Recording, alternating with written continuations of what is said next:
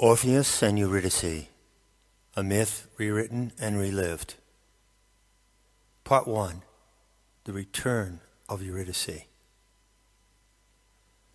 This is dedicated to Emma, who inspired it, and who couldn't care less. Orpheus the shaman defied the powers of the underworld to find his woman Eurydice and return her to life.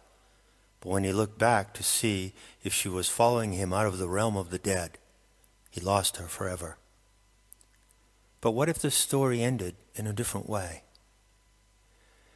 In Greek myth, Eurydice was a lovely oak tree nymph, a slender girl of striking erotic charm, but poised and elusive in the way nymphs can be. She caught the eye of Orpheus, a poet, shaman, and musician, whose music, played on the lyre, could make nature do marvelous things. Rocks moved, moss crawled along the ground, trees trembled in their roots. Ferocious animals fell down calm and enchanted when Orpheus played and sang. Apart from his shamanistic talents, Orpheus was accomplished in the erotic arts.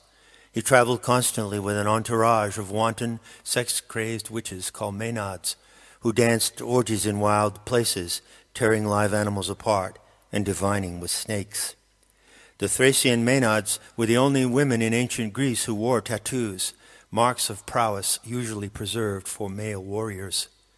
These lascivious witches offered Orpheus all manner of erotic pleasures without restriction and made no claims on him. Orpheus lacked nothing from the opposite sex, it seemed. Sexual delight did not attach him to a particular woman. In bouts of erotic delirium with the Maenads, he attained the very pleasure of the gods, carnal and divine at once. But being a mortal man, he was susceptible to the need for affection of a more intimate kind.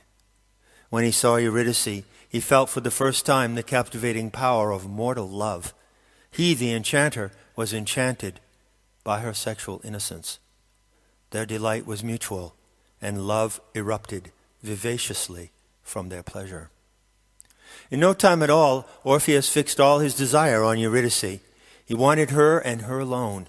Feeling that he was the most fortunate man in the world, he gave up his orgiastic ways and turned away from the Maenads. For the first time in his entire life, he longed to be a one-woman man. He wanted to share the rest of his life exclusively with Eurydice, and asked her if she felt the same way. She said that his wish was also hers, and consented with all her heart to be his supreme love. But then something befell Eurydice. An event overtook her before she had time to live out her heart's desire with Orpheus. The stories vary on what happened next. Some say that a fading paternal guard named Aristeus, adequately rich but well beyond his prime in life, was captivated by Eurydice's beauty and wanted to possess her for a trophy. When the nymph fled from him, she fell to her death from a cliff. Others say she was gathering flowers when the fated event happened. She was bitten by a poisonous snake and died within a minute. In ancient Greece, death was understood to be the loss of vital force and the transference of the image of the person, called a shade, into the underworld, the realm of Hades, Lord of Death. So, whatever caused her demise, Eurydice became a shade in the underworld. Never before having known such passion for a single woman, Orpheus was not prepared for such a loss. It shook him like an earthquake and threw his heart into total anguish. His mind faltered. He verged on suicide and madness. After a month of racking grief, Orpheus made a daring choice. He decided to use his shamanic gift, the ability to move back and forth between different worlds, to venture into the underworld and bring Eurydice back with him to the realm of the living. This would be a shamanic test that no hero before him had ever attempted. So, Orpheus descended into Hades and faced ordeals that challenged his powers to their limit. He charmed Cerberus, the monstrous three-headed dog who guards the gate of the palace of Hades, by playing a strain from his lyre. Then he entered the palace, a living man in the realm of the shades. He was greeted by Hades, the king of the underworld, and his abducted bride, Persephone, queen of the night. Eurydice was there somewhere, living as a human specter among the dark immortals of the Hadean realm. So goes the traditional version. And here comes the rewritten ending. Hades, the lord of the dead, welcomed Orpheus into the main hall of his vast palace in the underworld. He was a huge, lumbering man with a soft manner. Wild tresses of chestnut red hair in knotty coils framed his ruddy face. His dreamy brown eyes had yellowish rims.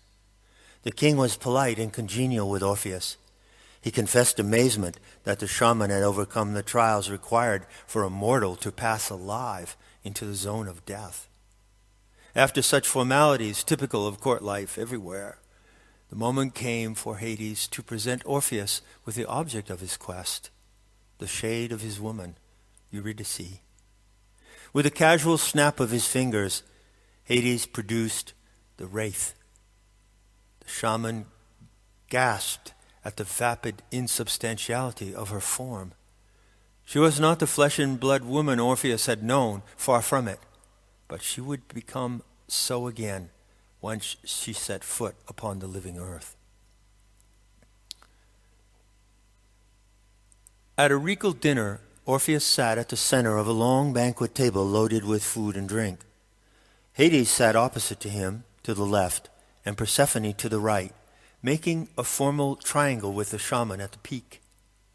Eurydice sat on Orpheus' left at the end of the table, somewhat removed. She had a timid and expectant air. Opposite her, at the other end of the long table, sat the hero Heracles, who had been invited by Persephone for the occasion. He was clad only in a lion's skin and leather tunic. His body seemed to radiate a raw, tawny aura, like the roar of a lion made visible. But for all his furious allure, Heracles was quiet and reserved.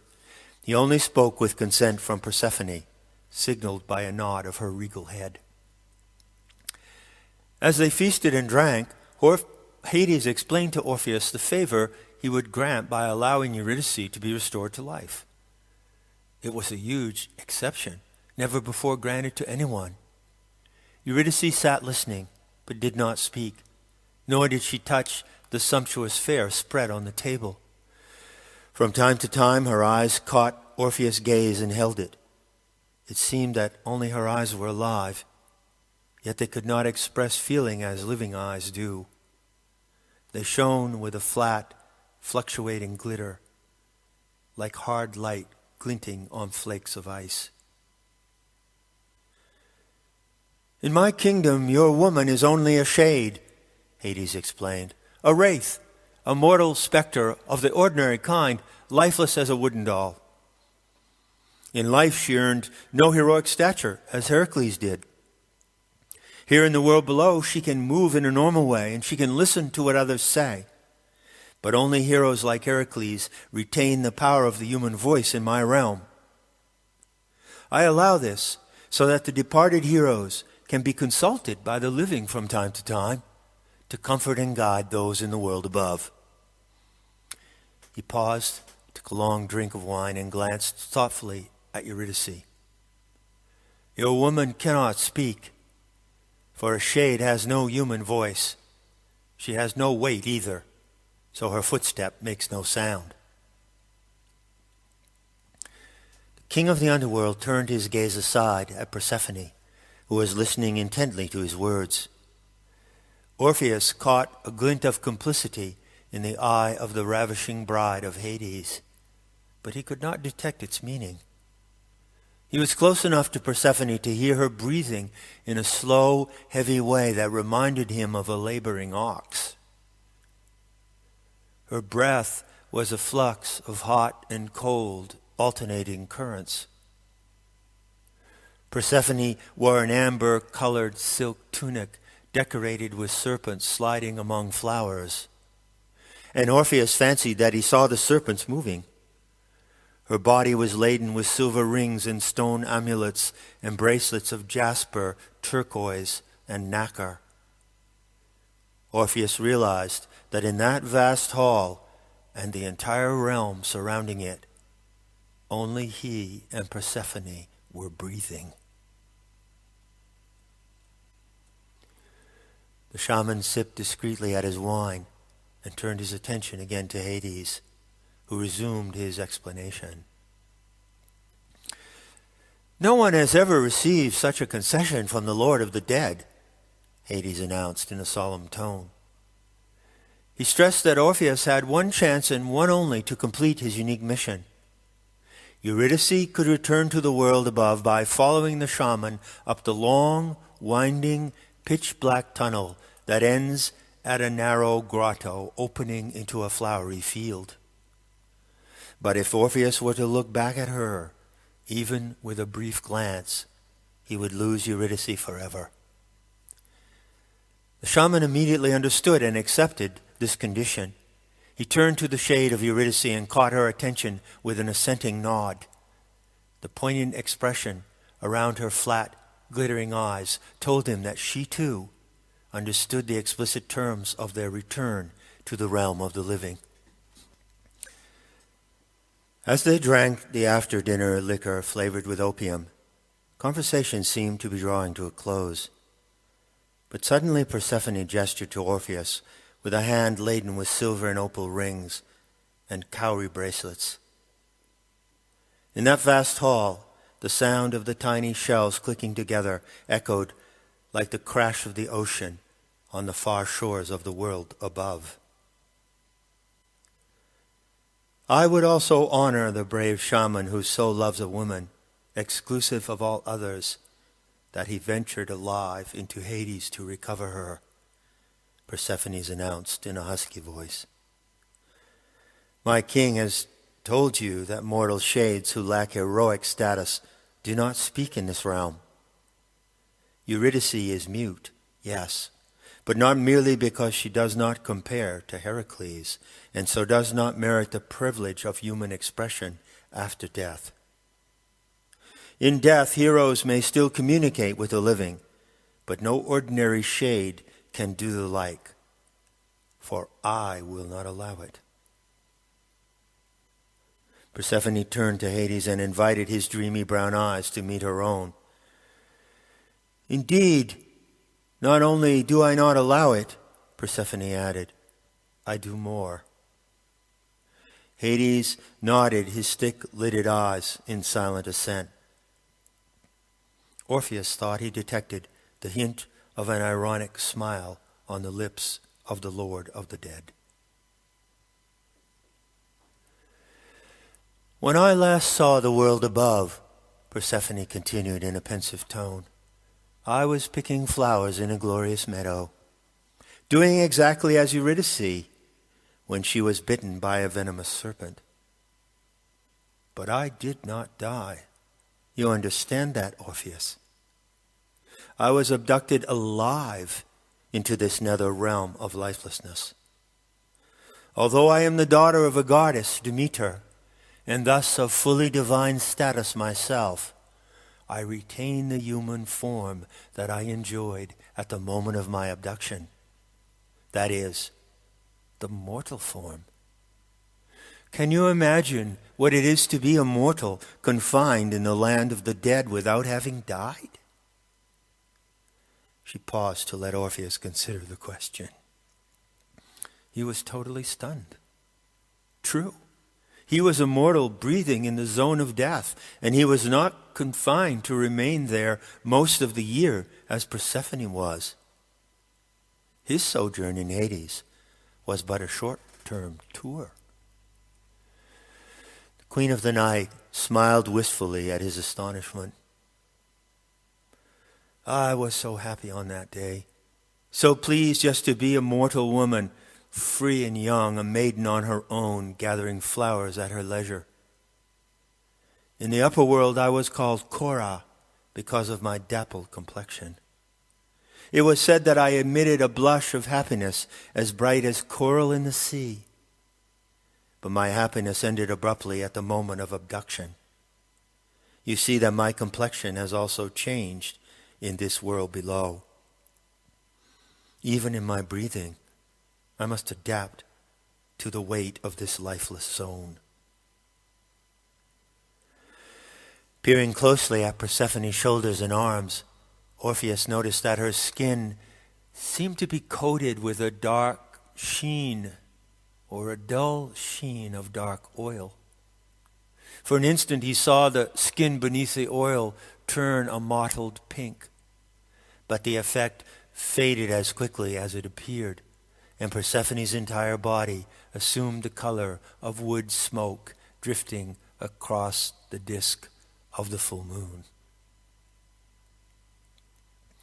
At first it was pure agony for me to be here, Persephone told him, a voice now no more than a deep whisper.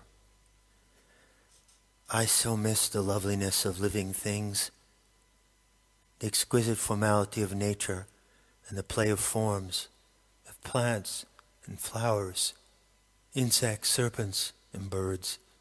I miss the ferocity and playfulness of all kinds of animals, and yes, of humans too. Not to mention the clouds and the colors of the sky by day, the myriad stars in revolving patterns by night, the smell and rhythm of the sea, and the butterflies. Alas, memories of such lost beauties tormented me continually after my abduction into this realm. She fell silent and drank somberly from a slender goblet of horn. By her side, Hades seemed sunk in deep contemplation, reflecting on her words. Memories can be suppressed, of course. Humans can do that. And I, like you, Orpheus, am fully human. Persephone shot him a pointed glance. But even without the memories, I could not bear to hear a word about the beauties of the world above. I could not bear to be reminded of what I had lost. So great was my grief that I forbade any of the shades wandering in this realm to speak, lest they make mention of earthly pleasure and reawaken my pain. I allow no word of the happiness that arises in the world above to be said here, in this hall, in this realm, or any word at all, any report or allusion. But disallowance is not enough. So strong is the human desire to speak. I myself deprive all human shades of the power of speech. I annihilate their voices, making exception only for heroes like Heracles, she said, nodding in the direction of the lion shaman. I do so in respect of my king's wish that the realm of the dead be a source of comfort and guidance for the living. The Queen of Night fixed her sultry, dark green eyes on Orpheus with a penetrating look that made the fine hairs on the back of his neck stand up and tingle. So it is, she said, that in this world I am called Persephone, she who destroys the voice. For a moment, the banquet hall was plunged in blood-chilling silence. The flames leaping from the torches on the wall looked suddenly immobile, like cones of yellow beeswax. Eurydice shivered visibly and dropped her face into her hands. If she had been capable of breathing, she would have sobbed in fear, but she was merely choked and silent. Orpheus felt the spellbinding power of death as never before. He knew it would take all that remained of his prowess, patience, and shamanic skill to lead his woman's shade up the hazardous passageway to life. He was intensely eager now to begin that return journey. Persephone smiled graciously, sensing the shaman's urgency.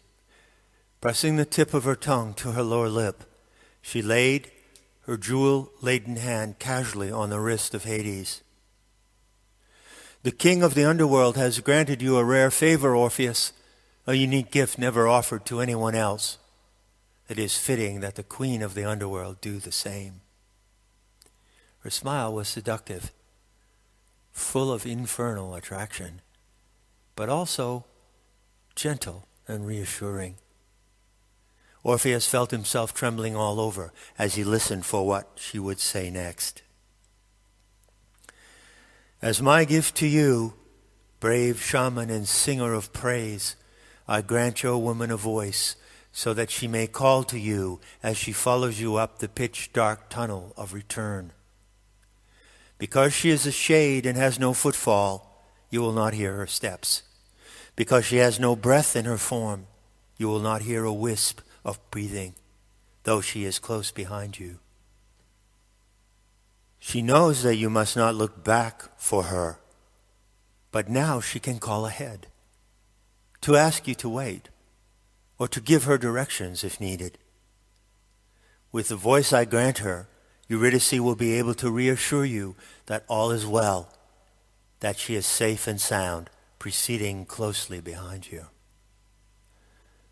With this declaration, Persephone placed her left elbow firmly on the table and positioned her forearm upright, vertical, with the palm of her hand facing upward and open, flat. With an elegant turn of her wrist, she pointed her fingers down the long table toward Eurydice. Then she leaned forward, the braided strands of her jet-black hair pendant over the table, and blew once firmly and loudly upon her open palm. Orpheus felt a keen shiver in the air, like a strong, clear note struck on his lyre. He looked immediately to his left. Eurydice was suddenly jolted and then transfixed, sitting bolt upright with her arms pinned to her sides. She felt a soft, strong glow ripple in her throat, like the flare of a ruby warmed by the sweep of a blazing torch. Then she sensed a wrestling sensation beneath her chin, making her think of the wings of a swallow crisscrossing to its sides as it tucks itself down into its nest. Delivered on the mortal breath of the queen of the underworld, the power of speech entered her body. So thrilled was Eurydice to regain her voice that she almost exclaimed aloud, but Persephone warned her with a sharp gesture. The infernal bride put her index finger to her lacquered lips. Only in the passageway, she said, and turning to Orpheus, she added a calm command. Now, you too, begin your return to the land of the living.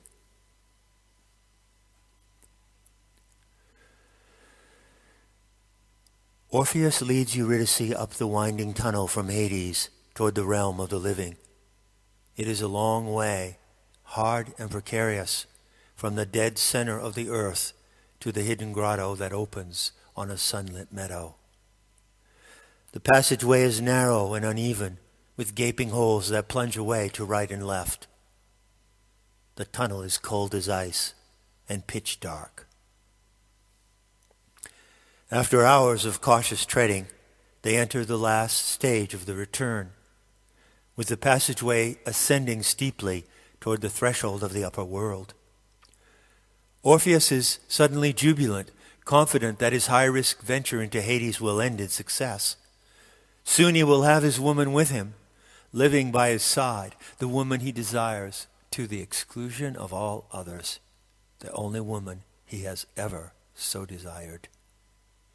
He will learn to know her in body and soul, and use his lyrical powers to mirror her beauty back to her. He will show her how to dance between worlds, divine the stars, and detect hidden riches, and they will gather together many treasures. They will love each other devotedly and celebrate rituals of sexual delight. Her love for him will make Eurydice powerful in her beauty, rich in humanity, and replete in her womanhood. All this can happen for this fated couple. All this is now about to happen. The upper world beckons. Orpheus is determined to observe the conditions set down by the Lord of the underworld, not to look back. He trusts completely that Eurydice will follow him every step of the way. Besides, with the gift of speech she received from Persephone, she can warn him if anything goes amiss, should she slip or falter on the precipitous track, or lose her sense of direction in the pitch darkness. And if all goes well, she can assure him that she is just one step behind him. The passageway ascends steeply and meanders treacherously, dipping here and there in unexpected ways. Orpheus must avoid the chasms that yawn beyond unseen gaps on either side of the narrow passage. Behind him, Eurydice is a fluttering gray shadow, faintly aglow. Her wispy form quivers uncertainly with every step. In the pitch blackness, Orpheus concentrates intently on the whistling sound of the air current that surges through the defile. Fluctuations in the sound tell him how the path veers right or left and where treacherous gaps are located. Soon they are close to the entrance of the grotto.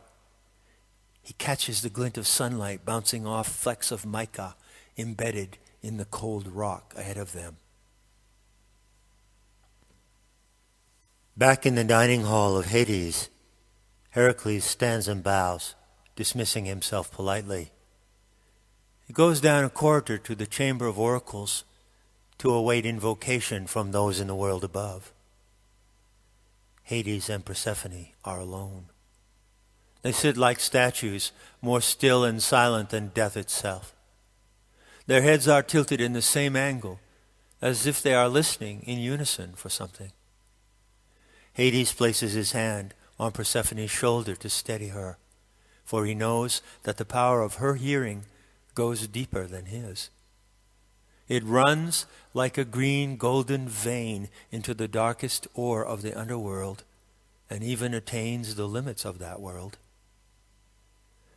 After a long moment, the ravishing bride once again places her elbow on the table, this time the right one. She positions her hand straight up, fingers vertical, with the palm slightly cupped in a gesture of readiness, as if poised to snatch a passing butterfly out of the air.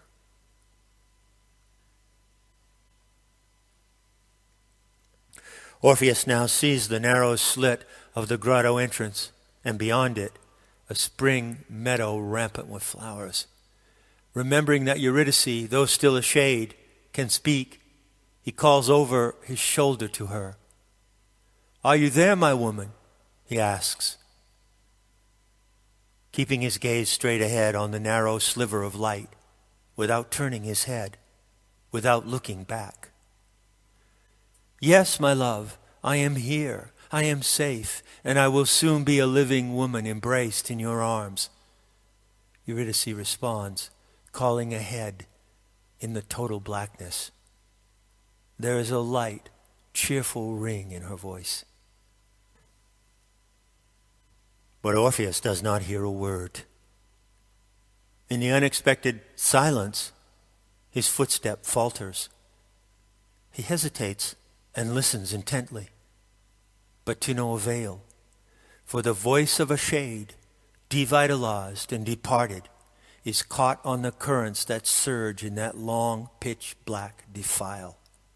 Reverse currents of subtle, chilling certitude draw all lives physically into death and dissolution in the depths of the earth.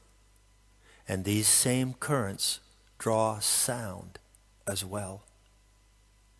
When Eurydice calls out to Orpheus, the sound of her words is pulled back on the wind in the passageway like a leaf sucked into a hollow reed. Pulled back all the way to the depths of Hades, where the sound of her voice will be lost forever, dissipating in the unending, lifeless silence of that realm.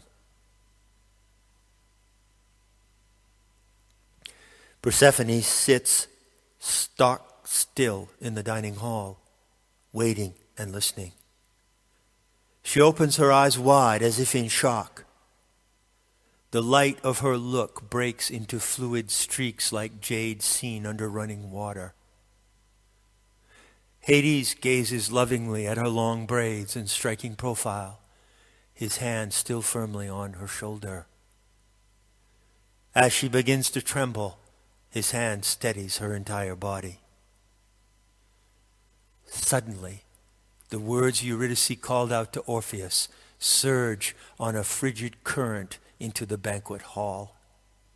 Persephone snatches the sound into her open palm and shuts her fingers on it tightly. Now the queen of the night closes her heavy-lidded eyes and takes a long, deep breath. Her eyelids quiver as she reaches down into the depths of her mortal body for the innermost recess of her pain. Then, when she feels the loss of all the beauties of the living world pierce her tummy like an ice-chilled dagger, she sheds one tear for all she misses and for all the anguish it brings her, and leaning forward, kisses the back of her hand and thrusts it open. Her arm, still held vertically, quivers like the string of a bow after the arrow is shot from it. The sound of Eurydice's voice rebounds from Persephone's palm and surges back up the pitch-black passageway leading to daylight and life. Orpheus stands frozen in his tracks, puzzled, thinking that something has gone wrong. Eurydice has not responded to his call. By now he sees a flowering field through the slender opening of the grotto. Can even smell the aroma of the flowers, a mix of gorse and narcissus, for the scent comes to him on the strong backdraft into the tunnel. They are so close to the end of their perilous journey, but Orpheus dares not take a single step into the world of the living unless he is sure, absolutely sure, that Eurydice is with him. She must be there, ready to take the first step into their new life only a second after he does. Yet his woman does not reply, and Orpheus is disoriented. How can it be, this unanswering void behind him? Now, in the absence of response, her presence goes astray. The shaman's mind begins to race madly. He thinks, my woman must be in danger or difficulty, or something makes her afraid to speak. Some fear or doubt holds back her words. Feeling the backdraft into the tunnel grow stronger at the entrance, Orpheus braces himself. Concentrating the last of his strength, he puts one foot through the narrow verge of the grotto into the bright meadow, the realm of the living. He is poised to make the final step of return, but the agony he feels for lack of response from his woman overrides his patience. The fear of losing her compels Orpheus to look back.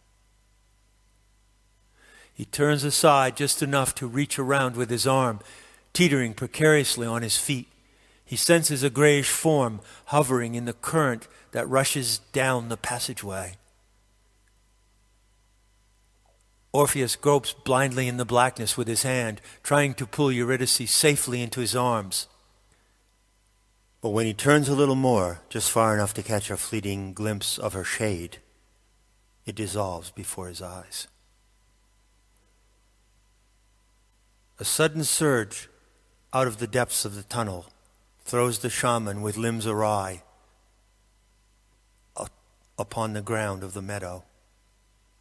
The instant he emerges from that infernal blackness, Orpheus collapses, and the fragrant, sunlit world goes black.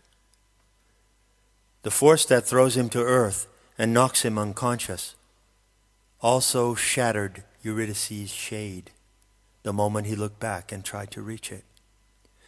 In that same instant, the words she had called out to him come back to her, surging up the passageway, from below. Her words return with the soft impact of a kiss blown through the air. The sound of her own voice pours into her body and fills it with life and feeling. The rhythm of coursing blood, the dance of breath and glance, the sweet pitch of realized emotion, vivacity and tone. Her own voice lifts her with the easy movement of a leaping deer, and she skips through the narrow entrance of the grotto. She enters the warm sunlit meadow, embodied and breathing, a once mute phantom restored to life. Orpheus feels a nudge at his ribs awaken him, and finds himself bedded in a patch of flowers with Eurydice in his arms, warm and alive, gazing blissfully and gratefully into his eyes.